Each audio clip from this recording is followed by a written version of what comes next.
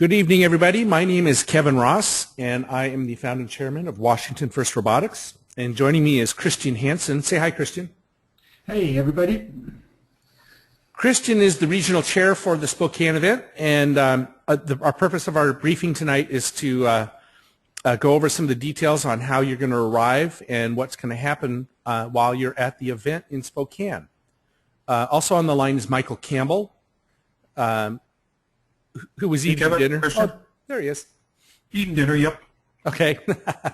So we're hoping that we can get through this in about an hour. Some of you have gone to multiple Washington State events this year, and so the last half of this presentation is almost identical to the other two times that I've done this, so I will not be offended, or you should not feel bashful about leaving once you believe that you've gotten the information that you would like to get. Just as a forewarning of what you'd like to get to, after we get through the team social stuff, the rest of it is going to be very similar to what you've heard before. Okay, if you haven't been on one of our webinars before, everybody here is in mute-only mode except for Christian, Michael, and I. If you do have questions, there's a question box you can type into, and if your question is elaborate, we may actually unmute you and have you ask it in person so that you don't just listen to me in my sore throat whine at you all night. These slides will be available within about an hour after this presentation, as well as a recording. We usually record these, and it'll be up on YouTube in about an hour. Okay, so what we're going to talk about tonight is we're going to talk about very specific event information. Where are you going, how to park, where to find food, those sorts of things. We're going to talk about load in and load out, and we'll talk a little bit about the team social. And then the second half will be a walkthrough of the event. If you're new to FIRST and have never done this before, I highly recommend you hang out for that. If you're a veteran, like I said, I will not be offended if you want to tune out at that point. Okay, so this is for the Spokane Regional, which is actually in Cheney, Washington. I'm going to give you just an overview. The general schedule is you're going to join us on Wednesday night for a little bit to drop off your robot and deliver your pit area. On Thursday, you're going to actually arrive, and this is the first day that you're going to be doing things. Your major. On Friday, we run qualification matches all day long. And on Saturday morning, we'll finish up the qualification matches probably right around noon. In Saturday afternoon, we run the elimination matches, and this is where the teams have done their alliance selections, and this is how we're going to end up determining the winners. Okay, so that's a really gross overview of what the schedule looks like. So a little bit about the logistics. The Spokane Regional is actually being held in Cheney at Eastern Washington University. So you can see here Spokane up here. Cheney is about, how long of a drive is that? About 20, 30 minutes? 16 miles outside of Cheney, so it's about a 20-minute drive if you end up going all the way into Spokane or you're coming from Spokane. Okay. If you are coming from the wet side, I would definitely Google this. You can get off at exit 257 off of I-90 and grab yourself a shortcut. So rather than just typing in Spokane, use Google Maps to your advantage. I was told that Salnave Road is not very fun to drive on. Is that still the case? It's sort of the alternate exit if you missed the exit 257. So that would it's not a bad drive, but okay. It's not the fastest way. And then the Four Lakes would be sort of the third exit if you missed that one also. But, unless you're coming from the east side, that's not the exit you want to take. Okay. So where the event is being held is in the sports facility, which is called Reese Court. And Reese Court is on campus. Here is the actual address, 1136 Washington Street in Cheney, Washington. And again, all of this information we will post online for you to be able to download. The facility is broken into several buildings. The one on the right here is the actual basketball arena. and this is where the game will be played and where the seating for the spectators are. The building on the left, this long one, is the field house, and that's where we're going to hold our pits. It is an indoor connecting walkway between the two buildings, so you won't have to necessarily go outside. If I zoom, I'm going to show you where the parking is relative to this.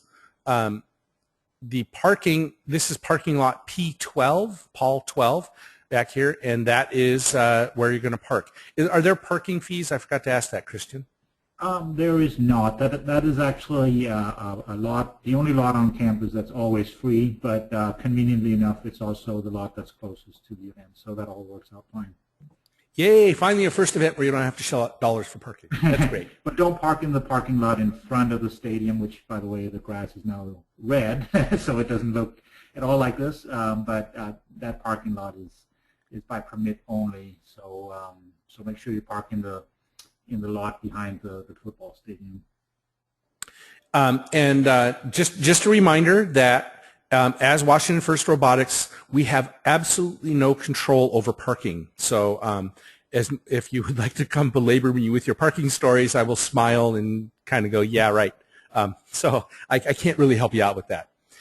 If you'd like to, probably the easiest way to drop off buses, if you're bringing a bus in, is to come down here on Washington Street and just pull up right along front here and drop your students, and they'll be able to walk in, and the buses can take off and park. There's another lot, and Christy and I neglected to talk about this, but I'm pretty sure it's the same. There's another lot called P18 where the buses are going to be able to park. Is that still the case?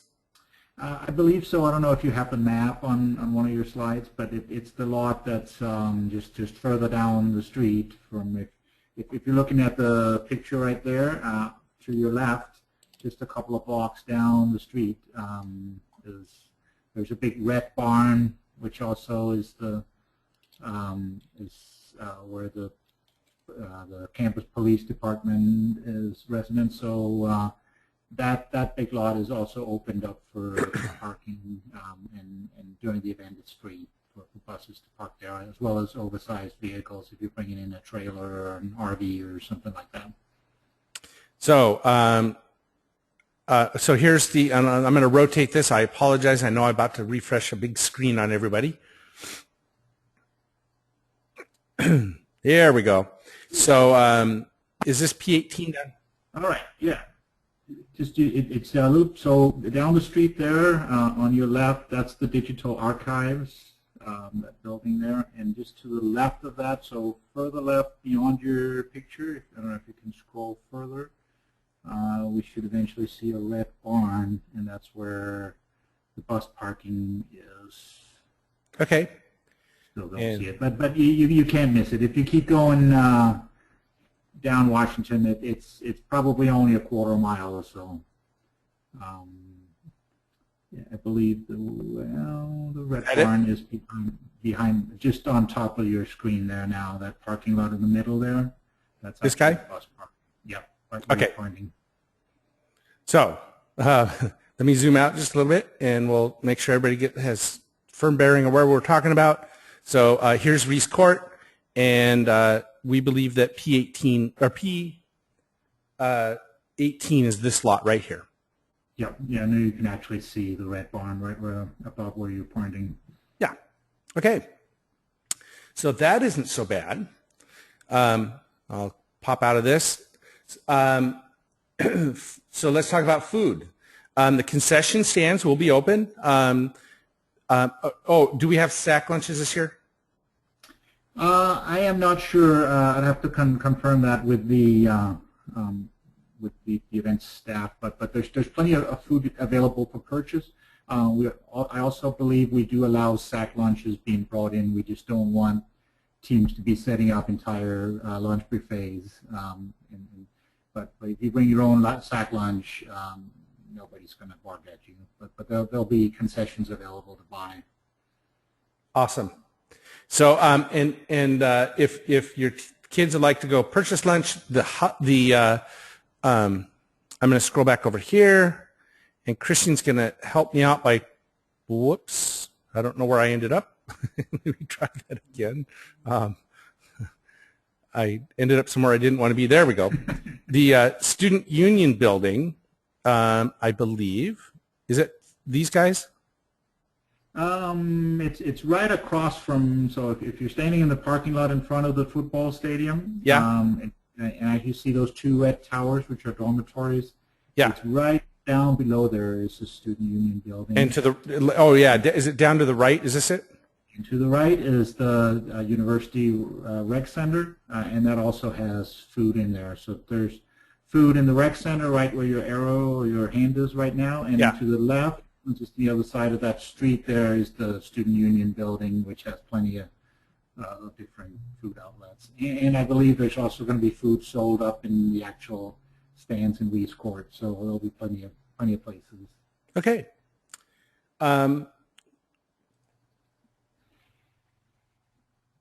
Excuse me, I managed to pick up a cold while I was in Ellensburg this weekend. So please clean up after yourself. You know, we've got a wonderful staff at Eastern, but there's only so much they can do. So, you know, if your teams are responsible, and it's gracious and professional for you to be keeping your area and stuff clean. Okay? Let's talk about load-in. Excuse me. Load-in happens Wednesday night from 6 until, well, officially it's until 8 p.m., but my guess is that we'll probably let that slide a little bit because I know that some of you are having to drive from Seattle, and 8 o'clock puts you right on the cusp of not being able to make it, and we understand that. So it'll probably be till a little bit after 8. Definitely try and get there by 8:30. The volunteers would like to actually go home and sleep. If you miss this window, Thursday from 7:45 a.m. to 8:30 a.m., you may also come and do load-in. The procedures are going to be the same. We really, really stress that we really prefer that you would come on Wednesday night. We're fully staffed for that and ready to go. Thursday, this is a pretty short window, so we can accommodate a few teams, but not a whole lot. When you come for load-in, safety glasses are mandatory, and we're not going to allow you into the building without them. You should plan on bringing 5 people total from each team into the building. You may leave a driver outside as your 6th person. So Wednesday night for load-in and Thursday morning for load-in, don't plan on bringing your entire team inside. There will be volunteers directing traffic and giving you a heads up on what you're supposed to do. You may not park in the loading area, and you'll see why in just a sec. It's not a very big area, so we're really expecting you to drop your stuff off and then leave, okay? So we need you to figure out the logistics about how you get everything out and, excuse me, and into the pit area. If you are going to have to make multiple trips, we're going to ask you to walk farther. Because you'll see it in a sec, the drop-off area is actually pretty small. You should bring a cart, especially for your robot. I would highly recommend a minimum of 3-inch diameter wheels. 4 or 5 inches is much more preferable. There are cable protection bumps, and if less than 3 inches, you are going to be miserable trying to get over those all weekend. So please plan accordingly. When you enter the building during load-in, there is a minor amount of inspection that is done. So when you come in, we are going to route you in 2 different directions. In one direction, we're going to have you take your robot and your lockup form to the inspectors and any of your 30 pounds of prefabricated parts. All of that has to go over to the inspectors. The other load is going to head straight to your pits. So please plan accordingly and try and keep those things separate, okay? Excuse me. Let me show you where the load-in is going to happen. So this again is the pit area. There's a roll-up door here. So you're going to come just past Reese Court, and you're going to hang a right here, right in front of the tennis courts, and you're going to be able to drive in, and there's a minor amount of space up here if you need to drop stuff off. Honestly, if you wanted to be very gracious and professional and don't mind making a little bit of a trip, and I'm going to let Christian verify this, our guess is that if you were to park over here, plan on parking over there between 6 and 8 for a short amount of time and or leave your driver with your car, you will be allowed much more ample time to unload yourself. And then you can make it's not much of a walk over, but that's an alternative if you don't think that you can unload yourself in a timely fashion. Do they check parking after 6? Yeah, absolutely. And anytime there's a driver with the vehicle, we're not going to come and tow the vehicle. Our staff, or the people that control parking are generally very nice people. So if you go into that parking lot there, as long as there's somebody with the vehicle and it's clear you just unloading, that'll be fine. You'll have to go down some stairs and then take a short path over to the other side there where there appears to be tennis courts. There are actually temporary buildings there right now, so it may not look exactly like it looks on this picture, but yeah, so like Kevin was saying, that's a pretty short walk if you have to carry stuff. So we appreciate your cooperation in helping us make the load-in go really, really smoothly. It did last time, so it should go fine. Depending on whether we may need to have you turn around and come back out, or we may be able to allow you to come back up and around and straight into the P12 parking lot. It's completely dependent on the road conditions. This is all a dirt and gravel road back here, so we're gonna plan on turning you around. If we luck out, we'll be able to let you go around the building. We just have to see on the day. Okay. Great. So once again, if you are coming in, be prepared to stay to the right. There's going to be a line here, folks. So just wait your turn. We will unload everybody just as fast as we can. If you stay to the right, that'll allow people to come down. If you're bringing an especially long trailer, you may want to park in this lot over here and just sort of manually unload. That was probably going to be a better bet. Christian, I believe there are ramps up onto this part, but in order to get across these, they're going to run into steps, aren't they? Yes, you're actually, if you look kind of in the middle between the middle building and the building down in the bottom, you see a little path. Yeah. Path. Yeah, right there where you're pointing. That's actually where you're going to walk.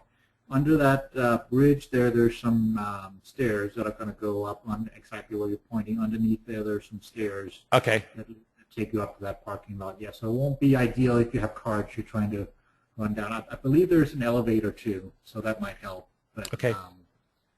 I wouldn't be 100% sure that it's functional. I mean, it probably is functional, but just in case, you might have to carry things downstairs.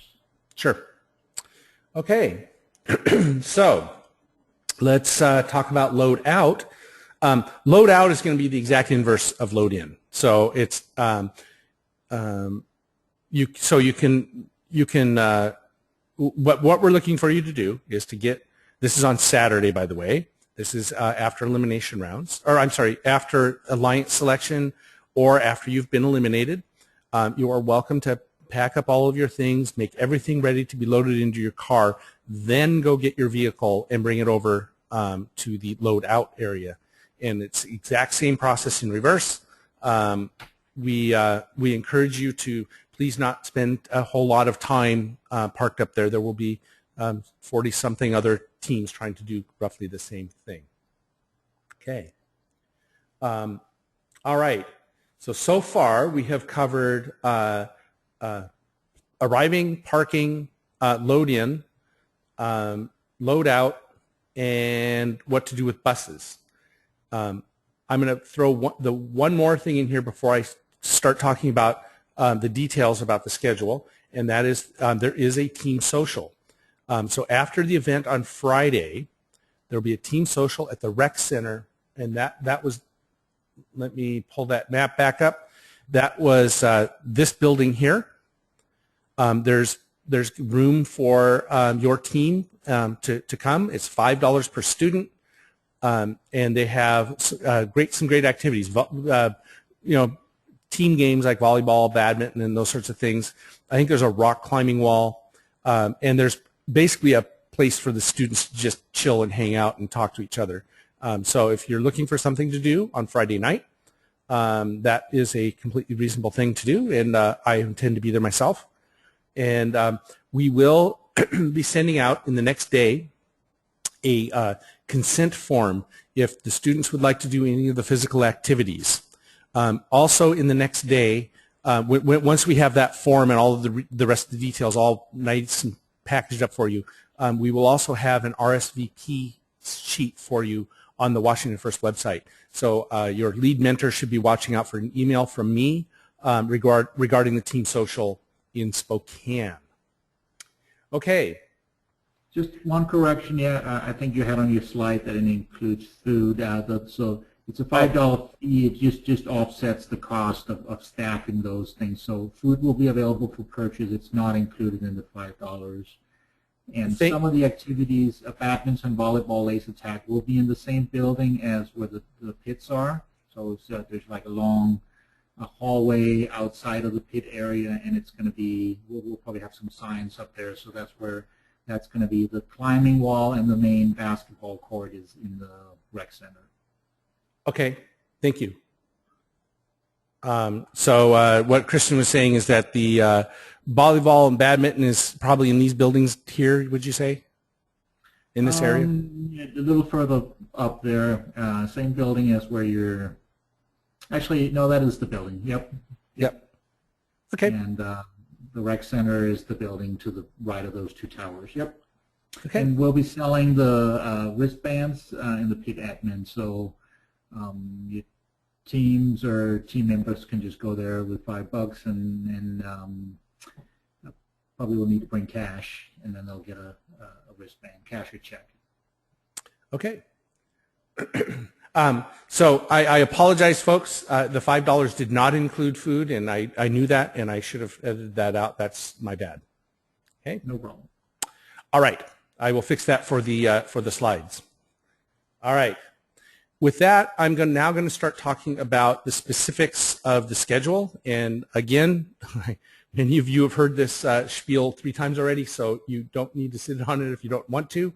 If you're a rookie, or if you've never, or if you just like to hang out, you're welcome to continue on with us. So the schedule overview for Thursday. So we've already talked about you're coming in on Wednesday night to drop your robots off and drop your pits off. Thursday load-in continues from 7:45 a.m. to 8:30 a.m. And it's just like the previous night. You're going to drop your things off, and then you have to turn around and leave. We can't have you in the building before 8:30. We will open the doors promptly at 8:30, and at that point, pretty much everything gets started. There'll be a table for registration. The machine shop opens. We're going to start doing inspections around 8:30. A few things that I need to change here on the slides again. So that's 3 things to change. Heavens. Okay, practice rounds are going to start at 10 a.m. Unless we change that. We've been talking about changing this, so we'll let you know beforehand. But basically, practice rounds run from 10 a.m. to 5 p.m. There's going to be a driver's meeting at 9:30 a.m. And basically, we'll give you the an internal agenda when you show up, so you'll know what all these times are. But the practice rounds start at 10. Driver's meeting should be at 9:30. And then the pits are going to close at 7:50 p.m. Everybody needs to be out the door by 8. Okay. So this is sort of an overview, and let me tell you about all of these things in specific. Your primary goal for Thursday is to get your robot to pass inspection. Honestly, nothing else matters. So you should plan on getting yourself inspected very early to find out if there are any issues that you need to deal with, and you're going to hear me belabor the bejesus out of this point, but it needs to be done. Okay. This is going to be a long day. It's a busy day. And so if you can think about what the things that you know that you need to finish to pass inspection and have a plan for that, you're going to be in good shape. Okay? Ask for help if you need it. The experienced teams all have lower numbers. Any team lower than, say, 3,500 or so are going to be, this is their third year. They've been there. They've done that. So they're here to help you. And so please, please, please take every opportunity you can to get help if you need it.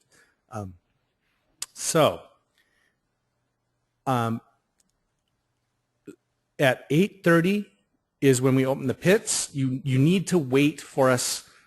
So don't just go, oh, it's 8:30. I can weasel my way under this barrier. We will open the doors when we're ready for you. We're not actually ready for you before 8:30. Our volunteers have arrived. We're having volunteer meetings. We're still getting set up right up until 8:30. So please do us a favor and don't push your luck. When you do go to enter, let me rephrase that, and Christian's going to tell me if I'm wrong. There are two ways into the building. Are we going to open this door and let him queue up in the hallway again? Absolutely, yeah. That should be the primary entrance. Yeah. So teams, if you see this little entrance down here, you are welcome to enter these doors. And there's a nice long hallway. It's really a splendid place to be in the morning. And we're going to have a barricade right about here. Okay, and that barricade will prevent you from actually entering the pits or entering the arena. You can also enter the stands up here where my mouse is wiggling up on top of the courtyard up there. Those doors will all be locked until 8:30. There's also a ramp that goes down here. If you wanted to go from this area into the pits, there's a ramp that goes down. There's a two-way back and forth ramp. There's a door down there. That door will be unlocked. However, you're going to come right into a mass of people who are waiting in this hallway. So that's the best place to wait, is this hallway, if you'd like to. All right. And it can't be chilly in the morning. So the nice thing about the other door is you'll be inside waiting. Absolutely, yeah. It is by far the best. This hallway is awesome to wait in, and it gives your kids a chance to meet the other teams and see what's going on. Okay, so pits open at 8:30. You'd have to have safety glasses on your face. That means that your safety glasses need to be with you, not in your pits. Okay, excuse me. So please keep that in mind. I mean, all the students should be issued safety glasses. You should probably bring some extras because they're very adept at losing them. We can't provide safety glasses for every team member, so you really do need to bring your own. If you're headed downstairs, and this isn't actually terribly applicable here, but if you are headed down the stairs with an unsafe load, we may get you to go find a ramp or an elevator. That slide is actually for Seattle, so we won't worry about that one too much.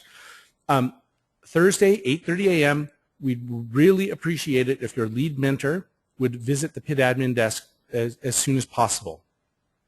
You are required to bring your team roster printed out of the TIMS system, and your lead mentor will know what that is. And then if there's anybody not in TIMS, including all team members, including adults, so the adults typically never get themselves into TIMS, but we need consent forms from everybody associated with your team. That's everybody who's associated with your team that's going to be in the pits or is considered a participant. We do not need consent forms for people who are purely spectators and are in the stands. Okay? All right. Who to bring on Thursday? You really want your drivers and your core robot builders, the people who know how to work with the robot, drive the robot, and your core mentors to be there on Thursday. Now, some of you are traveling great distances, some of you are local, so you can figure out what works best for you.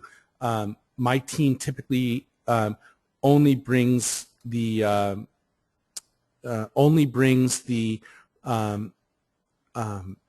sort of the key people early in the morning, unless we're traveling.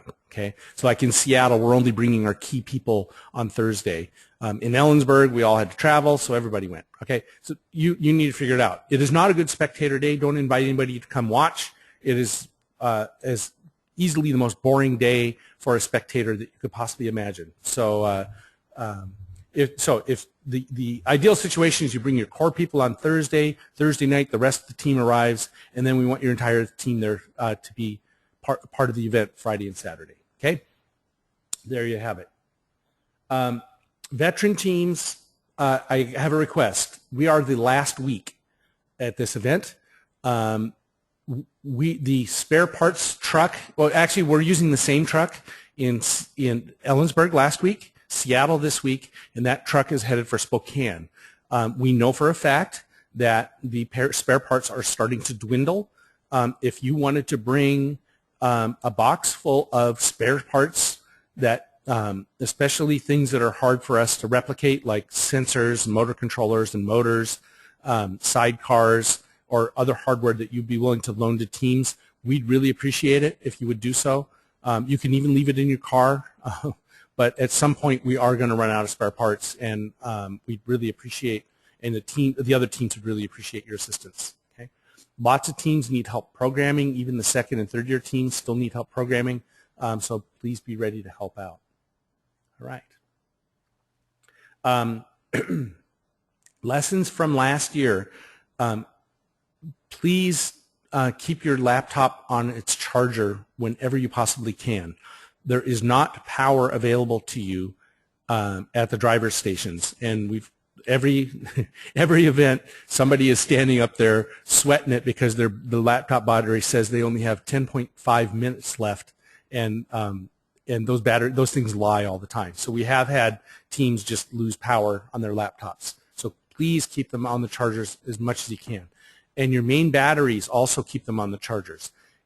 Experience tells us that the battery chargers they lie. It takes many hours to charge a lead acid battery. Some of the chargers claim to have done it in like 15, 20 minutes. Just leave your batteries on the charger if possible. If your robot is, if sitting still without without anything going on, if your battery is below 10.45 volts, you're in trouble. You're running on a very low battery. So make sure that your dashboard is able to read your battery voltage. We have a few questions. Sherry had a comment, wanted to let new teams know that the food prices and selection in the arena area were awesome last year. I believe it's going to be the same basic thing, Sherry, so you should probably expect more of the same this year. Nate's asking, would it be possible to take some of our sponsors on a tour of the pit area on Thursday afternoon after 5:30? Yes, Nate, you're welcome to do that. They'll need to have safety glasses as well. Annabelle is asking, we have already submitted our consent forms at a previous event. Do we need to have more signed? You do need to bring your TIMS roster with you. And if you solemnly swear to tell the truth, the whole truth, and nothing but the truth at the pit admin people, you probably won't need them again for the adults. We usually accept them once, just as long as you're absolutely sure that everybody has done so. Can I add to that real quick here? Just want to make sure that everyone knows that there's a separate consent form for the team social. So if you're bringing your consent form for your team and you turn that in, it does not mean you're good for the team social. It's a separate form, and it's because the team social is not an official first event. So we use an Eastern Washington University waiver form, which is different, and they will not let the kids do some of the quote-unquote dangerous activities like rock climbing unless they have that form, and it has to be signed by an adult if they're under 18. So we had an issue with that last year, and we'd like the kids to have fun, especially when they pay their $5. So we're going to mail out that form, and hopefully we'll get that turned in. Okay, and Sherry is also pointing out something that we are aware of, and which is the stands here do not have handrails all the way down, and we do recognize that if elderly people did have a few issues last year, So we will remember, and I'm hinting at Michael and Christian, we should probably remember to set aside an area up near the top so people don't have to walk all the way down the stands, because they are a little bit they're designed for college students, is my guess. So thank you, Sherry. We have a row up at the top where wheelchairs can be without having to go down steps. So we should maybe have some signs up there and try to reserve those or give priority to people with wheelchairs and elderly people. Kev? Yep, Michael? Yeah.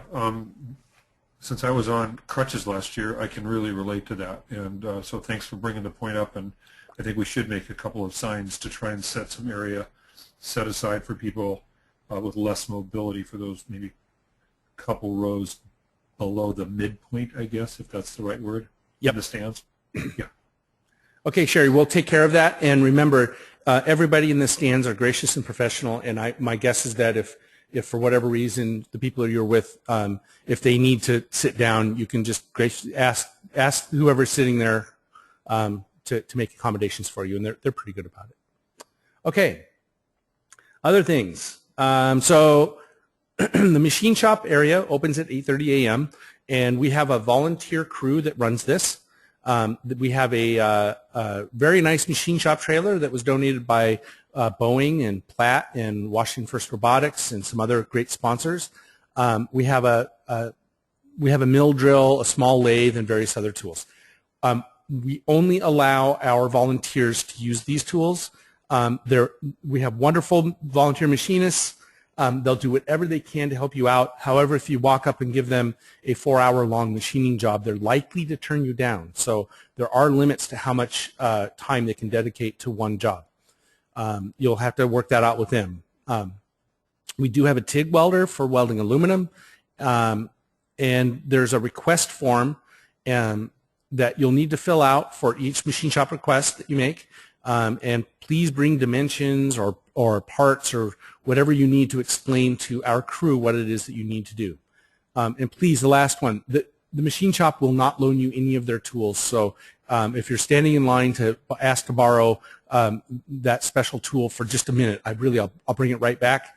They are going to say no, so don't bother. We have a lot of history with that. So if you need to borrow tools, try and borrow them from one of the surrounding teams. Bernie's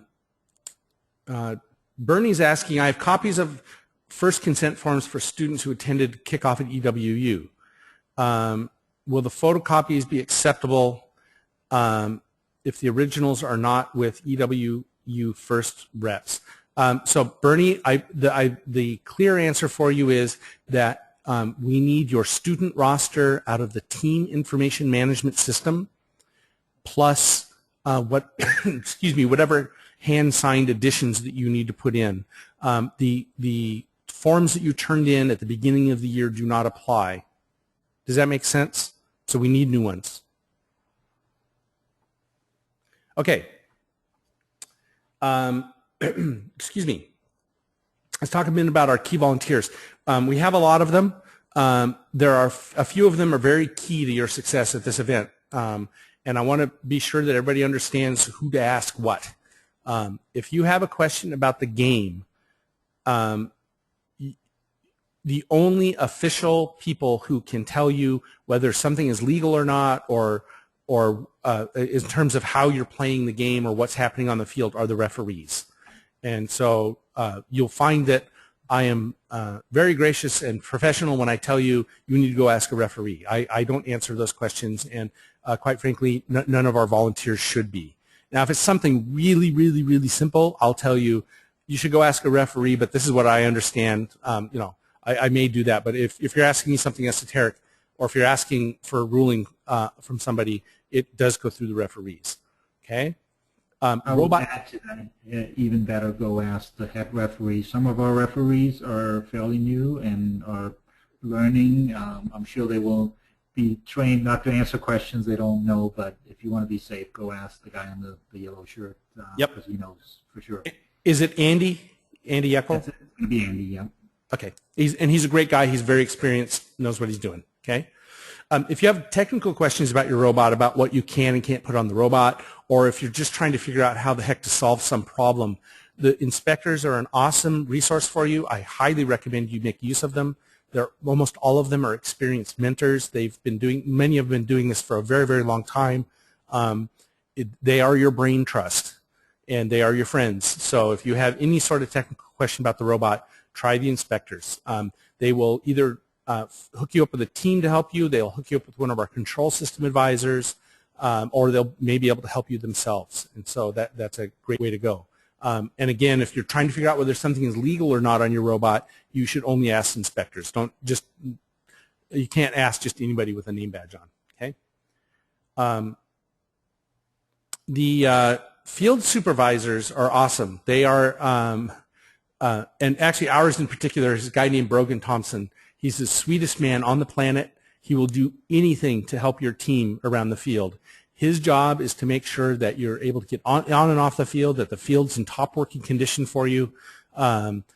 Just follow his instructions. You'll figure out who he is. He's dressed in orange. He's got suspenders. He's got a funky hat. Really a nice guy.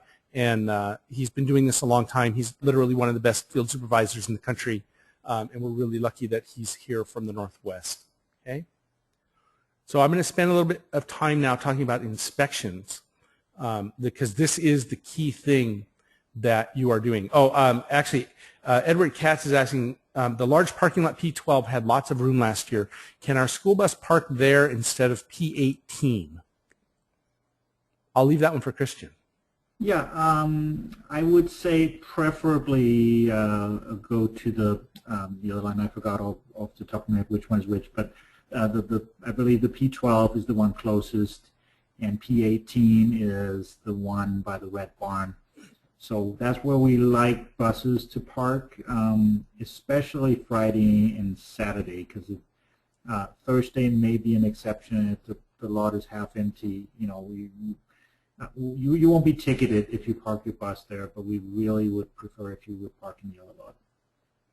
And when you park a school bus in a lot that has got a bunch of cars in it, it is entirely possible and very common to just flat out get stuck there until whoever it is that parked next to you, not thinking about it, moves. So I second his recommendation to go use the one that we've sort of set aside for bus parking.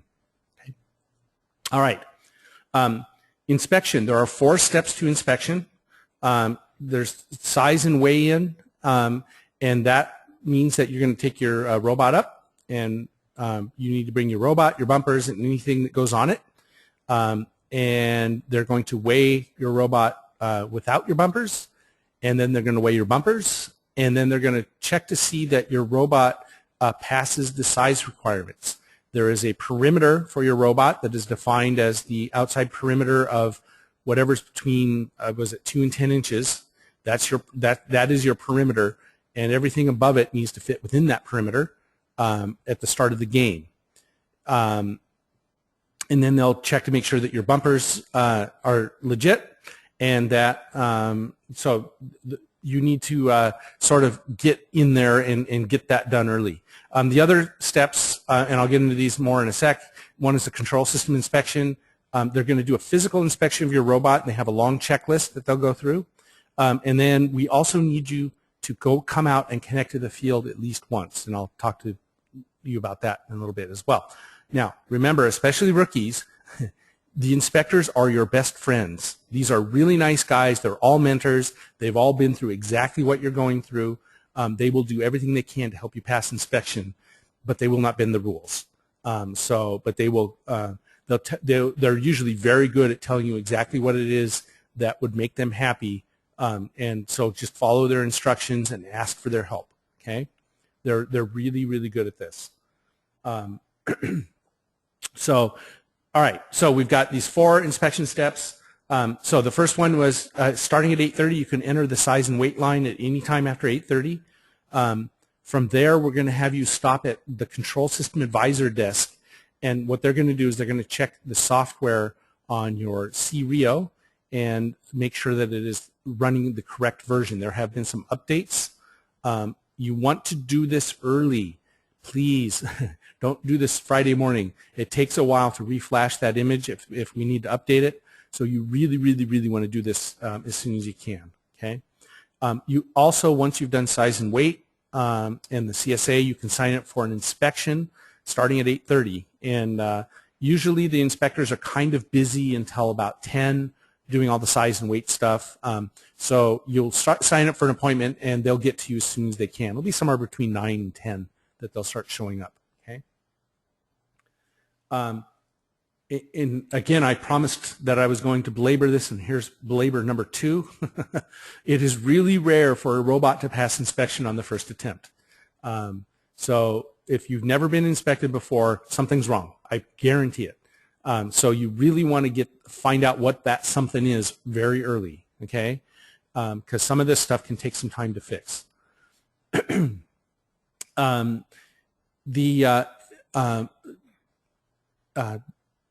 I'll talk about connecting to the field in a minute. Bring your bill of materials. You can either bring it on a printout, or you can show it to them on an Excel spreadsheet on a laptop. You're welcome to whatever method is going to work best for you, but they will ask to see your bill of materials while they're doing the in-pit inspection. Okay, this is the last point here is very critical, and it's something that a lot of teams miss on. Okay, you must pass inspection to earn qualifying points. What does that mean? Well, that means that if your robot passes inspection, we don't care if it works or not.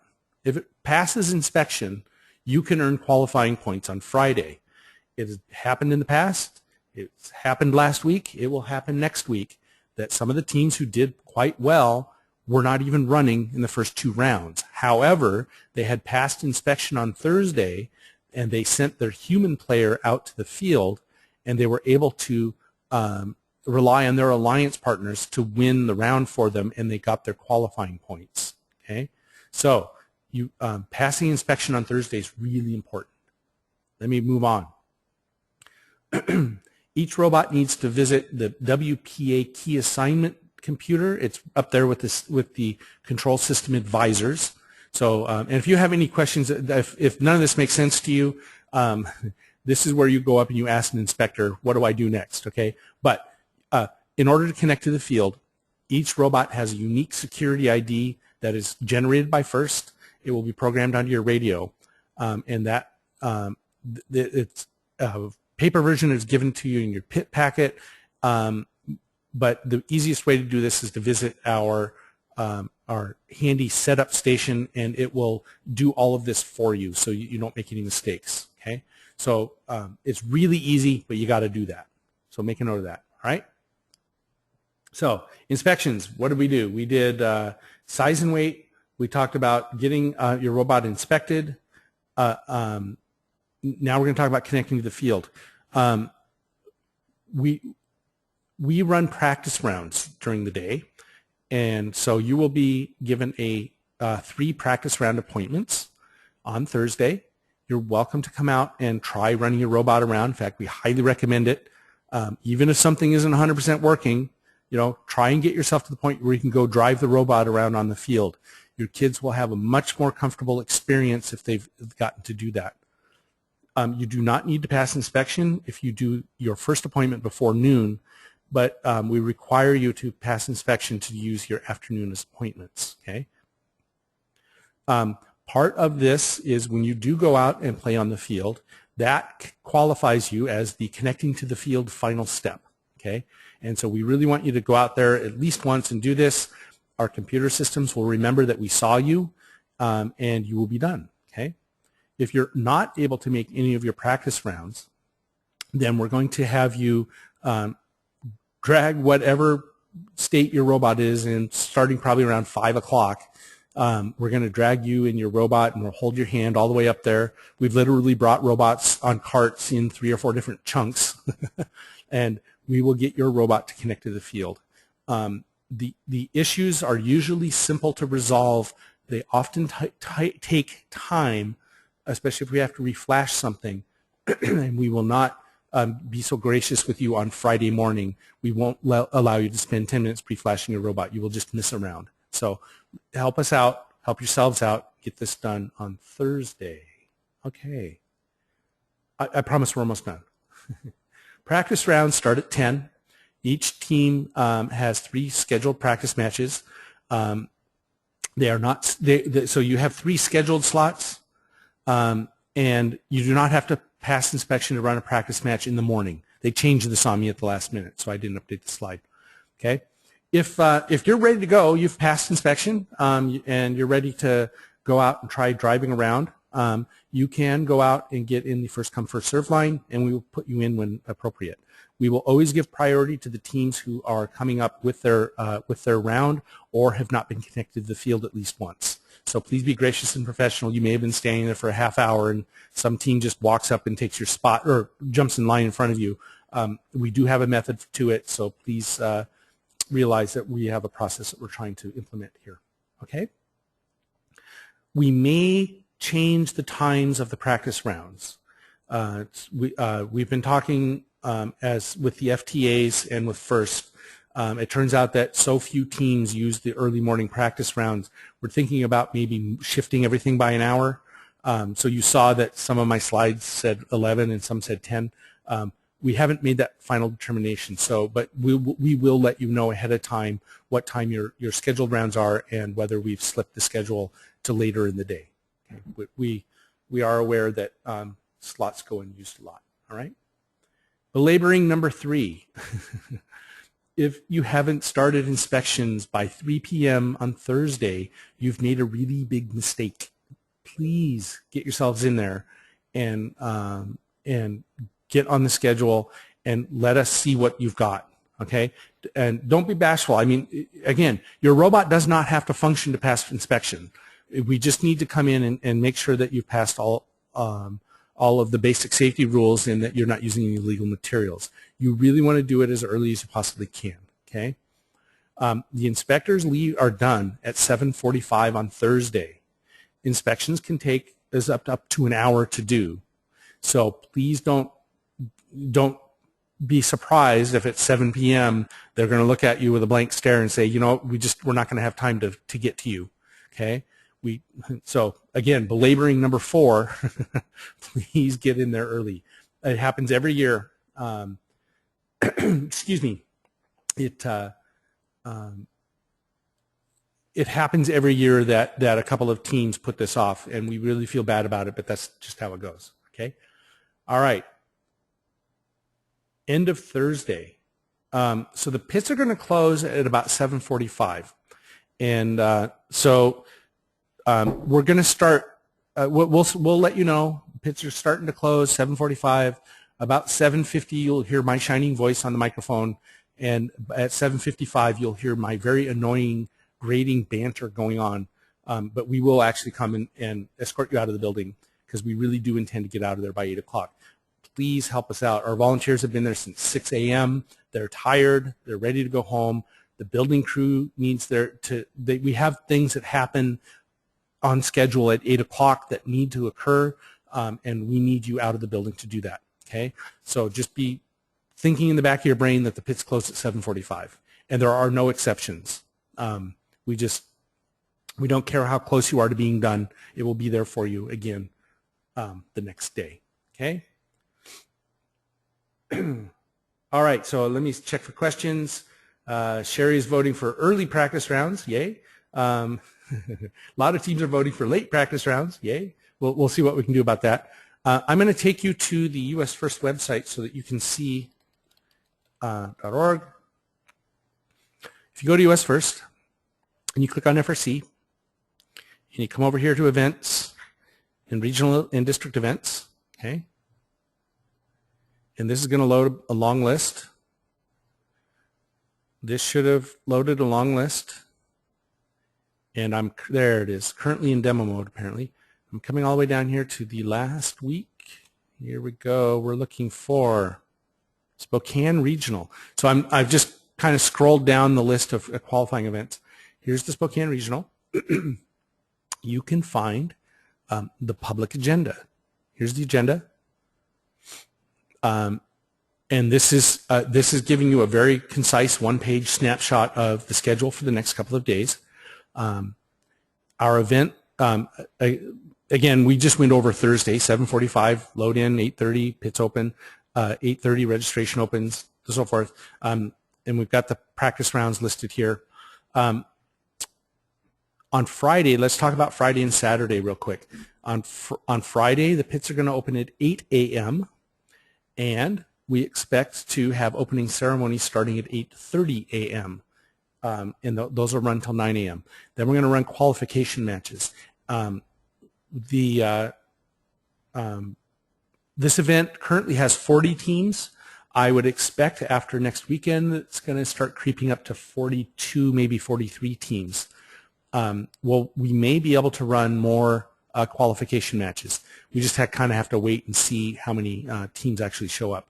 We want your kids to be able to play as many times as they possibly can. So we will get as many qualification matches in as possible. Okay. So Friday the pits close at 7. Okay. There is an award ceremony. Now, rookie teams, I hope you're here. Just because you're not doing well in the actual game does not mean that you're not eligible for an award. There are 3 rookie teams at this event. 2 of those are going to win awards. Please, please, please be at the award ceremonies. We had that happen at Ellensburg, that neither rookie team was actually around to receive their awards, and we want to be able to celebrate your teams. Okay, so you have a 66% chance that you're going to win an award. Please come to the award ceremony. Okay. It's very awkward for us to stand up there, and we will make fun of you if you're not there. So, but in a nice way. Okay. 8 a.m. on Saturday, same thing. Pits open, 8:30, opening ceremonies, qualification rounds. If you're new to all of this, find out what alliance selection actually means. You need to check the rules for that or ask one of your mentor teams. Okay. We have 12:30 to 1:30 lunch, and then the final rounds will run from 1:30 till somewhere around 4. Actually, we finished last weekend. We finished substantially earlier. We actually finished around 4 o'clock in Ellensburg because we only had 2. All of the quarterfinals only went to 2 matches. So we have an award ceremony, and then we're going to close the pits around 6:30. You'll find that our crew tears down this building, or tears down all of our stuff and puts it away in an incredible hurry. They're really quite good at it. So would love to have you be thinking about how it is that you're going to exit the building in a graceful way. All right. On Friday, what's not on the public agenda is the team social, but that's there as well. Okay. How am I doing? Who's got some questions? Or Christian or Michael, have I missed anything yet? I think you've covered it pretty well. Yeah. A few things that we will tell you about on and we will give you an internal agenda. And the internal agenda is a much more detailed schedule for Thursday, Friday, and Saturday about things that are on the public agenda, like tryouts for the national anthem are probably going to be on Thursday. There's a mentor parade on Friday during award ceremony. We're going to do a team picture during the Saturday night closing ceremonies. It'll be the first thing. And the team picture is all of the seniors from your team will be invited down onto the field to get their picture taken. We also usually have mascot parades and a bunch of other stuff. We'll fill you all in on all of that. But if you've got a team mascot that you'd like to bring along, we'd love to have them. And there's a bunch of other miscellaneous things.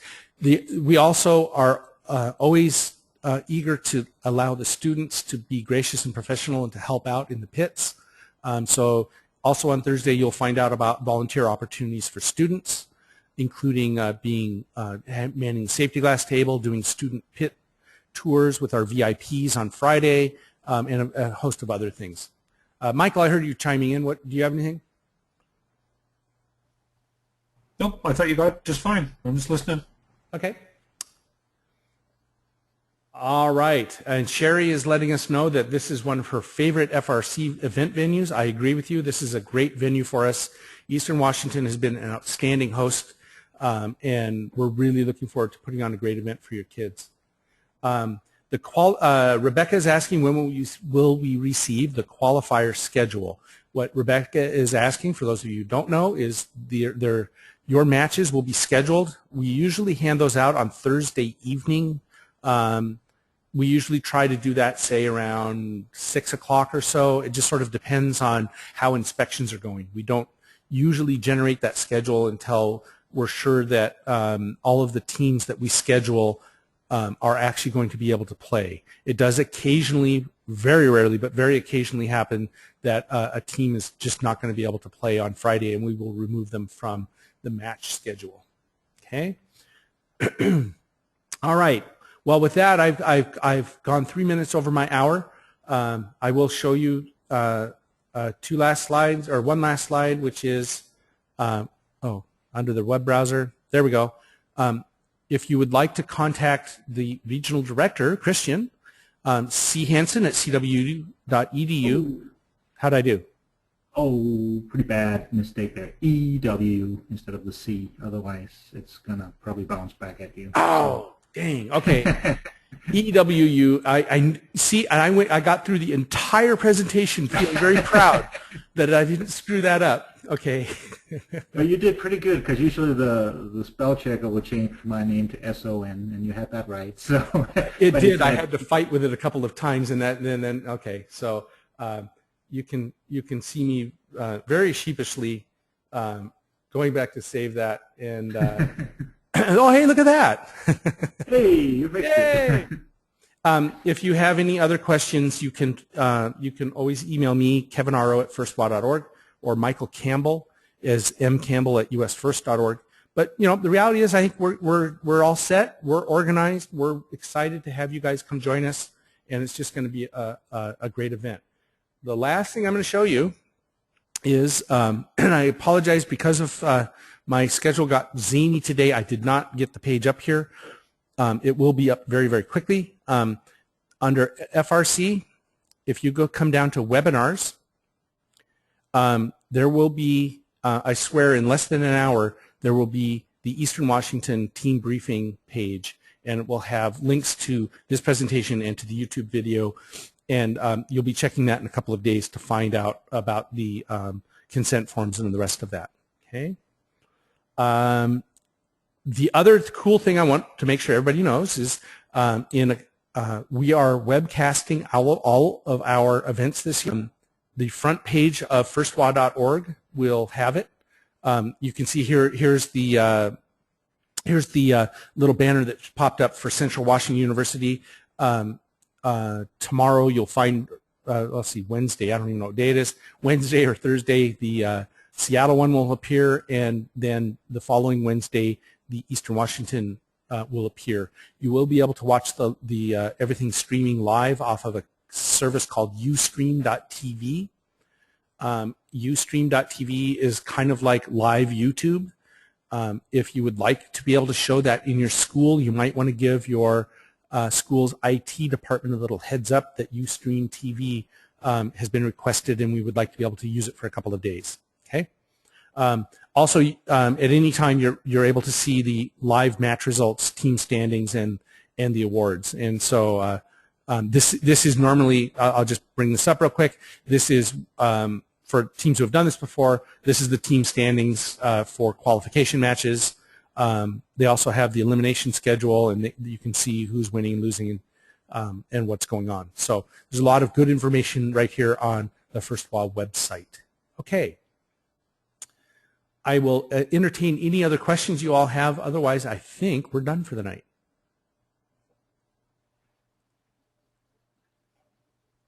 All right. Well, thank you so much, Kevin. Hope Thanks, Kevin. Get over your cold before your event this week and next week. Yep, I hope so. Oh yeah, and hey, you know what? If you've never seen the contest this year, I will give you one other heads up, which is we're kind of excited about this YouTube.